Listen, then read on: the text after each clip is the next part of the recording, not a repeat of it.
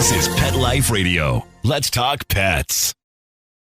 The views conveyed by the guests on this program do not necessarily represent the views of the host or owners of the Doggy Diva Show and do not necessarily constitute endorsement of products. Medical information shared by the guests on this program are those of the guests and are for informational purposes only. They should not replace the medical advice of your veterinarian. Hi, this is Susan Marie from the Doggy Diva Show. This episode features helpful advice for Chip Your Pet Month and celebrating senior pets and dog moms. That's what's on our show, so let's get started. Come here, babies. It's time for a treat, the Doggy Diva Show. Here's national award-winning author and animal advocate, Susan Marie.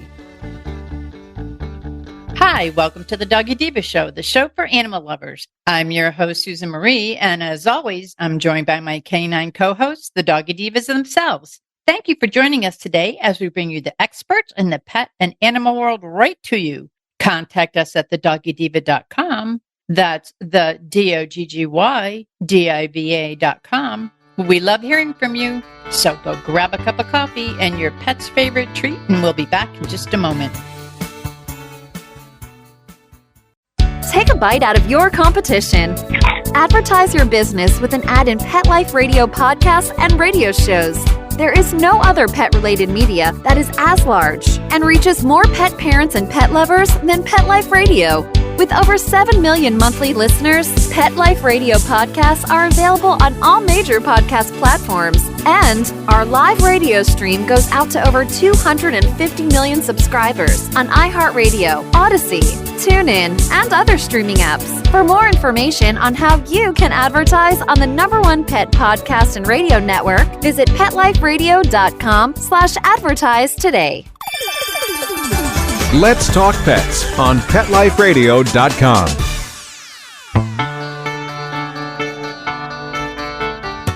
Welcome back, everyone, to the Doggy Diva Show. With us to share timely and important tips for pets and pet parents is Monica Leighton, president of Professional Pet Sitting. And Monica, it is May, and May is Chip Your Pet Month. And I think that, you know, it's great that we have pet IDs on. We always should have our ID on our pet, but it's also important to have our pet microchipped. And it's a great time, in case you don't have your pet microchipped, it's Chip Your Pet Month. So talk to your vet about it. And could you just share the importance of having our pets microchipped? Absolutely. Microchips have come such a long way since they started. They're so small, so tiny. It's very pain-free for the animal to get, very quick, very fast, very cost-effective. It's one of the best ways to identify your pet. You know, collars, they break, they come off, tags fall off sometimes. And, you know, unfortunately, things happen and pets, you know, they slip out of doors or they slip out of a lead or they escape from the car going out and about. You know, they'll just get away from you sometimes. And a microchip is a form of identification that is going to live within that pet its entire life. It's not going to go anywhere. It's not going to fall off. It's not going to wash off. It's not going to break away. It's going to be there. So no matter what, your pet can be identified. And people think, oh yeah, I got my pet's microchip. That, you know, that's great. They're set. He's always going to be able to come home to me. And then most people get it when it's a puppy. And then, you know, 3-4 years later, they move. And maybe 5 years later, they move again. And this whole time they're thinking, oh, my pet's covered. It's great. Well, when you get your microchip, the microchip, you know, there's a common misconception, like clients don't understand how it works. Your microchip does not hold all your information in it. The microchip holds an identification number. The scanner will be placed between the shoulder blades of a pet to pick up the microchip number. And it sends a radio frequency to have that number pull up on the scanner. Well, they have a database that has everybody's information linked to their numbers. So whenever a pet's picked up, they're going to scan your pet. They're going to get that identification number. They're going to put it into the database, and they could come up with a phone number and an address that is, you know, years and years old and could be 1-2 addresses from when you got it put in. You know, it's changed since then. So the main thing to know when you microchip your pet is it's not like I microchip my pet, I'm done. Anytime you change that information, that microchip, that number has to have that change updated as well. Otherwise, if you have a phone number that's in there from 10 years ago and an emergency contact that's changed their number and a different, a bad address, it's like that pet didn't have a chip at all because there's no way to track it back to you. Keeping that chip information up to date is so, so important. And that's why, they have this awareness month every year, to remind people, check your chip, make sure it's up to date. We always talk about our emergency preparedness, and I know we're going to get ready to do that show soon. But I always tell people every year, whenever it works for you, everybody's schedule is different. Some people's like the beginning of the year, okay, I'm going to do this, I'm going to do that. Or maybe it's, when I get my hurricane kit together every year, maybe it's pre-hurricane season or pre-tornado season, or however it is in your household, that time of the year when you sit down and review all your list of to-dos and make sure you have everything covered. Make sure that one of the items on that checklist is checking the information that's attached to the pet's microchips. And that way, the pet will always get home to you. You said we're going to be talking about this in an upcoming show for any kind of, whether it be a weather emergency or any type of emergency out there, what to do. But if you adopt a pet and the pet does not, like there's the original microchip information for, whether the previous owner, how do you get that changed to your name? So whenever you scan a pet and you get that identification number, certain companies kind of have a similar way of how they do their numbers, or they'll start with a certain symbol or something like that. So generally a veterinary office can identify the manufacturer of the chip. They can say, oh, this looks like a Home Again number. This looks like a Avid microchip number or whatever. So you can call that company and say, hey, I have a pet. They're already microchipped. This is the number that they have. I need to re-register. We had to do that recently with one of the pets that we adopted, and you just have to send them the adoption. There's just a few things you send them and work with your vet on it. And it happens because I think sometimes people go, well, she has a chip or he has a chip, so it'll be fine. Well, no, you have to have your number and your contact information in there for the pet to, to come to you. And I think sometimes people may forget that. And they've had pets, that have gone through rescue that they picked up. They'll go in and look and see nothing, oh, okay, I don't see any information for this chip. And there's been clients that have gone to reactivate that chip to file for it and then be like, oh, wow, we have an emergency contact for that person. And we're able to actually find the house that the pet had originally gotten away from. See, that's so it's important. Amazing how, yeah. It is. And it's important to keep your emergency contact. Being in a state that is a hurricane state, a lot of times our towers go down or there's some sort of communication. So I have a local person that's an emergency person, and then I have an out-of-state person who's an emergency person, because just as your number is very important, if perchance there's some sort of an odd chance that they can't reach you or your local contact, you'll have an out-of-state contact too. So with us living in Florida. Yes. Yes. And so many people, what's the emergency number? Oh, let's put my wife down. Mm-hmm. No. You know what I mean? You always want to have somebody outside of your family. That way, if something comes up and you guys are unreachable, then you have somebody else that can, oh, yes, they're on a cruise. That's why you can't get any of them on their phones or whatever it is, to where they can, yes, that's their pet. We'll get them taken care of. We'll get them home. That's great. And it's also for your ID on your dog's collar or cat's collar to have, your emergency number too. We always put that as the bottom number on the back of the on the ID, because you just never know. Absolutely.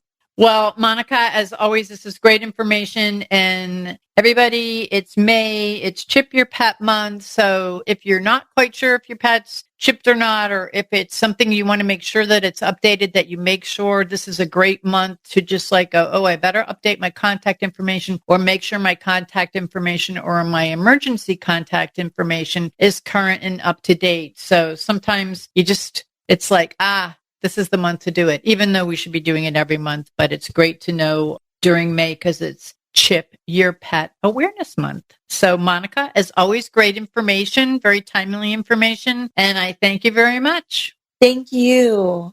We'll be back in just a moment. Hello, everyone. Susan Marie here to tell you about the award-winning 3-book series, The Doggy Diva Diaries. It is a trilogy of heartwarming and inspirational stories about Miss Olive, a lonely little rescue pup, hoping to find her forever family and friends and a life filled with love. In this series, Miss Olive learns that it doesn't matter what you look like on the outside, it's the kindness and love you have on the inside that counts. Available at Amazon, Barnes & Noble, and other online booksellers. And please visit us at thedoggydiva.com for more information. Thank you, everyone. Coming up, a special celebration for dog moms. Stay with us. Molly, here's your dinner. Zeus, that's not your food. Don't let that happen to your precious cat. Elevate your cat's eating experience with the Cat Tree Tray. The Cat Tree Tray keeps your cat's food off the floor and conveniently located on the cat tree. It's the perfect way to eat. It's a beautiful wrought iron tray that easily attaches to your cat tree and keeps dogs and other critters out of your cat's dish. A must for multi-pet households. There's a 6-inch tray for large bowls and a 4-inch tray for smaller bowls. Purchase your Cat Tree Tray today. Go right now to cattreetray.com. That's cattreetray.com. CATTREETRAY.com. Let's talk pets Let's talk pets on Pet Life Radio. Pet Life Radio. PetLifeRadio.com.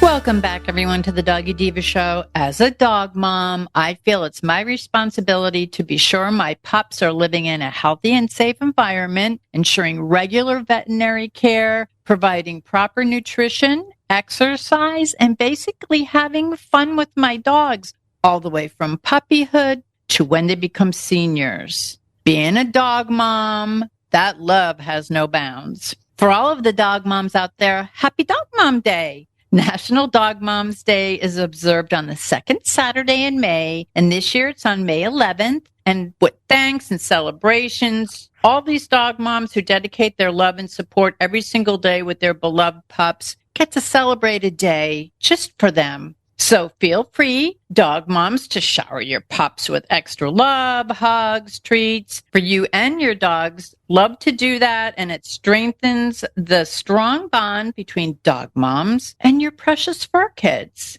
And with us back today to celebrate Dog Moms Day with me, who has 3 precious pups of her own, Callie, Keegan, and Cisco, and loves them all to bits, is going to share with us how much fun having a puppy is, having a middle-aged dog, and the benefits of being a senior dog mom. Welcome back to my sister, Colleen. Hello. Happy Dog Moms Day to you. Happy Dog Moms Day to you. I always talking for the new listeners, my sister and I, throughout our entire lives, from when we were infants, we've had animals in our life. We've been a pet family our whole lives, loving our pets. They were family members, and that's just how we were brought up. So we kind of just took that into our adult life. I'll say that lightly, into our life. And we now have a fur kid family of our own. Each of us have dogs, and we absolutely love them. So for our first-time listeners, can you just tell them a little bit about you, a little bit about your fur family, and how will you be celebrating Dog Mom Day this year? Yes. Thanks again for having me. It's such a treat to be here. So I am Sue's sister, Colleen, and I have had several dogs throughout my adult life, mostly Pembroke Welsh Corgis. Currently, I have 2 Corgis and a Sheltie, and Callie is my oldest Corgi. She is 7. Keegan is 5. Those are my 2 Corgis, and my Sheltie is just over a year. But I've had dogs in my life, precious fur kids, from puppyhood all the way up to age 15. So the entire lifespan of our pups can really be a joy, and so many wonderful things to do at all stages of their life. So I'm so happy to be here and celebrating this year for Dog Moms Day. We're going to be going to our favorite park. We have this wonderful 20-acre park near our home here in Southern California, and we just love it. Lots of open grassy fields, and it's just beautiful. So that's what we're going to be celebrating. Now,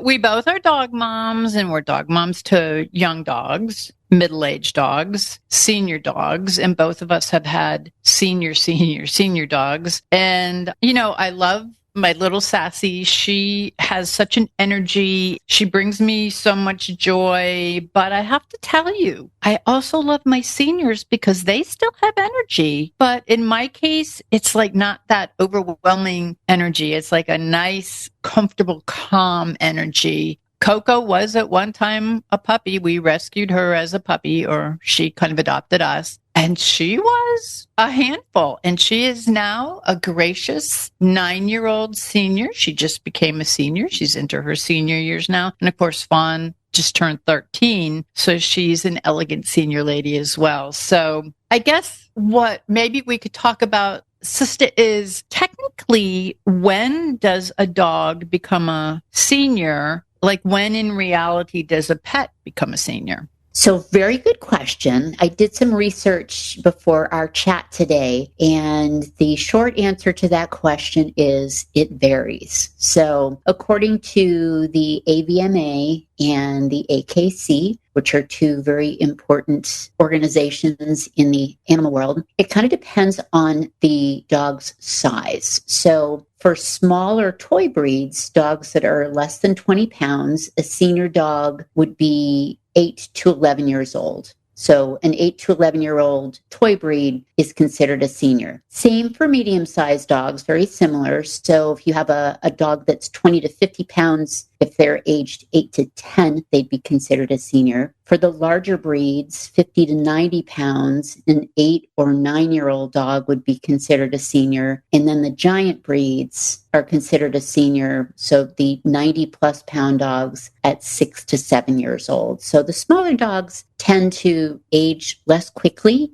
But at all those ages, there's still so much vibrance and joy that you can experience together. That's so true. And I think sometimes when people think of senior dogs, they think, oh, well, we're not going to be able to go for our walks. We're not going to be able to go for our runs. They're not going to be playing Frisbee, but they do. Mm-hmm. I mean, they do. They have a lot of vibrancy. Again, it may not be that kind of chaotic energy that a puppy or a young dog brings to the house, but it has that kind of like a calming, fun energy. And especially for those people who adopt, because they're, most times they're house trained. They know their basic commands. They kind of know their way in life and what to kind of expect. And they definitely appreciate being with a family if they've come from a family like the way we adopted Fawn. Her two pet parents were hospitalized, but it was going to be a permanent thing. So she needed to find a new home. So we took her in at 11. But she has a sweet gentleness to her, and she fit right into our pack. And she was a single dog and she had no other dogs around her. It was just her and her two pet parents. And she acclimated fine to a multi-pet household. So I think that there's some misnomers out there about maybe what a senior pet can do, can't do, or what we can do with our senior pets. Sister, what are some things that we can do to help our senior dogs live their best lives?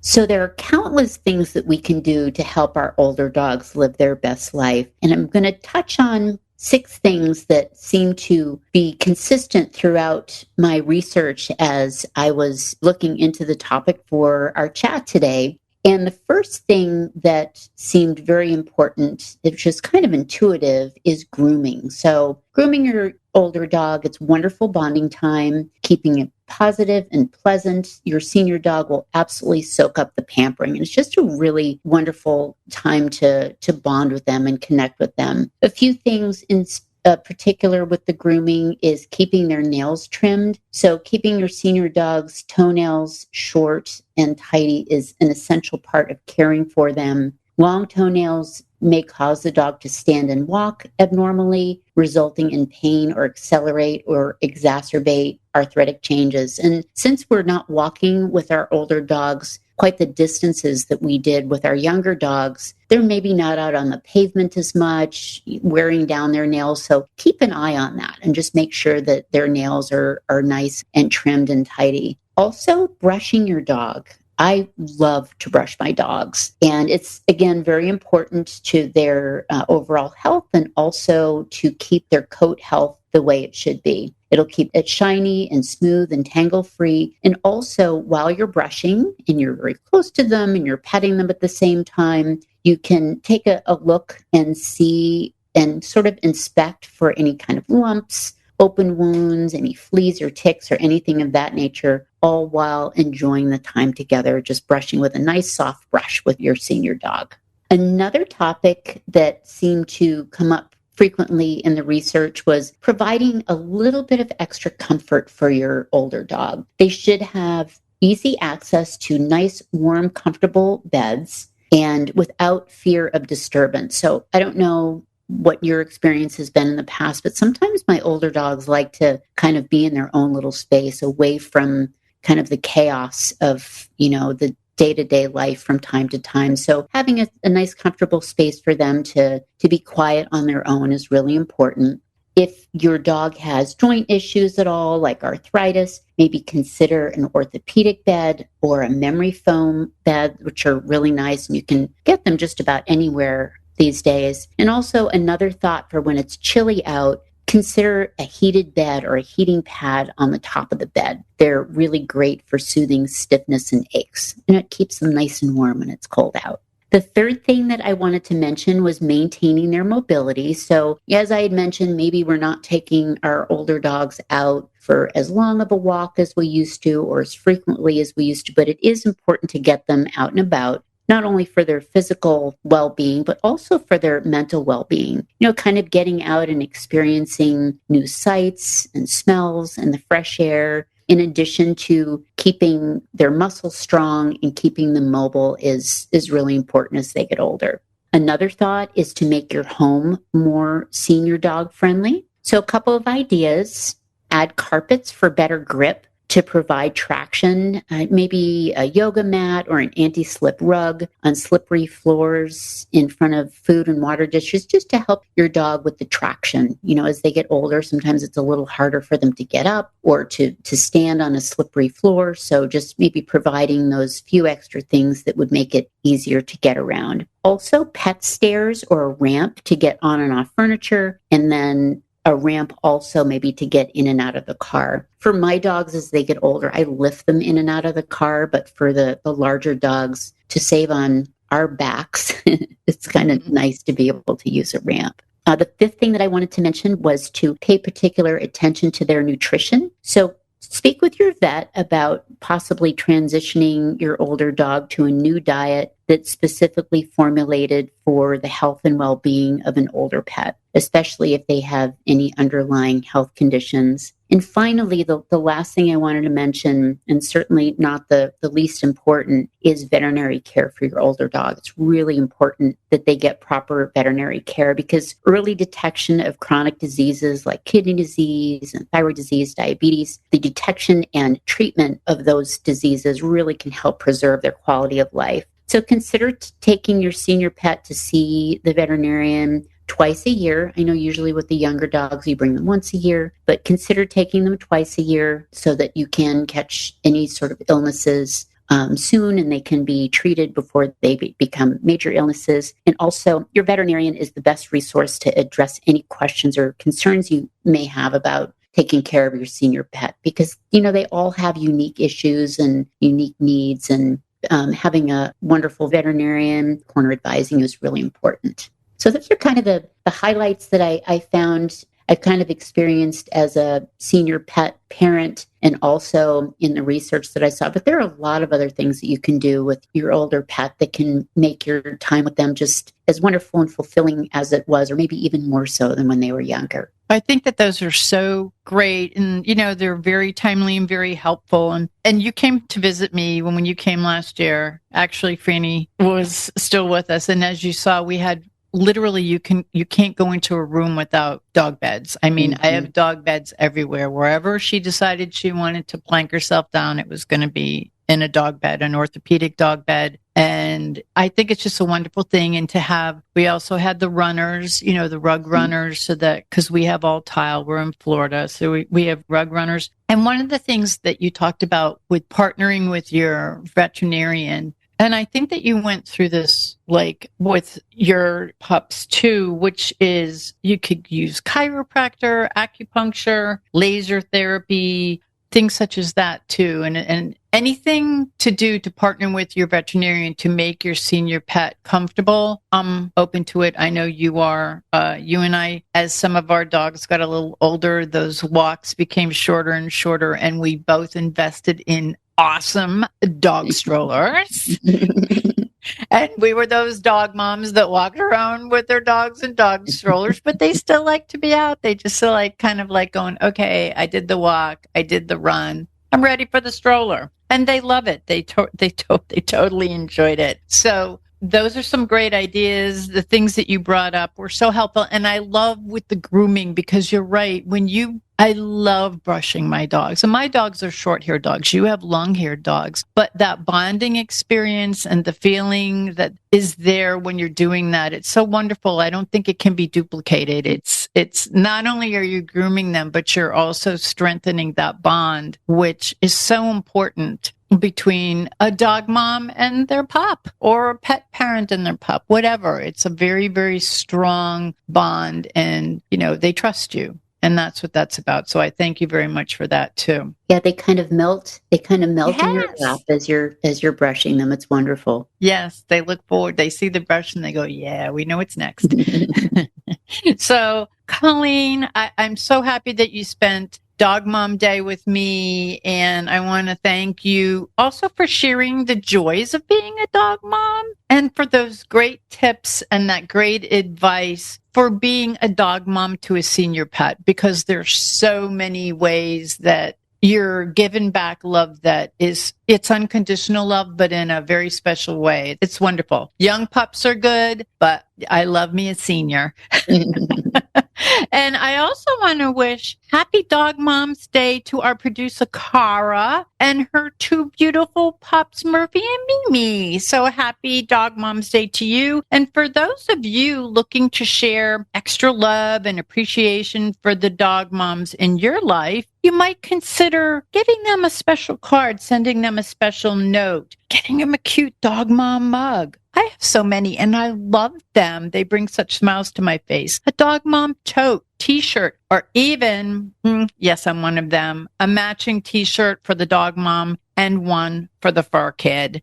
And you can never go wrong with making a donation in their name to their favorite personal cause or charity. It's truly a special, one-of-a-kind gift that'll be very appreciated. If you're not a dog mom yet, there are so many fur kids out there that are waiting for their dog mom to come and bring them to their forever home. There's always a happy story, and it's full of unconditional love. So it's truly a special day. So why not connect with dog moms all over the world? And you can do this by using hashtag National Dog Moms Day. Happy Dog Moms Day, everyone. We'll be back in just a minute. Begging to hear more of your favorite show? Full episodes of all our shows are available on demand. Go to PetLifeRadio.com to fetch our entire lineup of Possum Pet podcasts. Also, dig us up in iHeartRadio and iTunes. Let's talk pets. Live and on demand, only from Pet Life Radio. We would like to thank our guests this week. And also, as our Doggy Divas always say, please love your pets because they love you unconditionally. And please remember to adopt, foster, spay, neuter, and microchip. And as always, please have a great Diva week, everyone. Thank you for joining us for this episode of the Doggy Diva Show. To find out more about Susan Marie and the Doggy Divas, visit them at their website, thedoggydiva.com, and on Facebook at The Doggy Diva Show. Tell your fellow pet parents about it. We look forward to having you join us again for the next episode. See you soon. Let's Talk Pets, every week on demand, only on PetLifeRadio.com.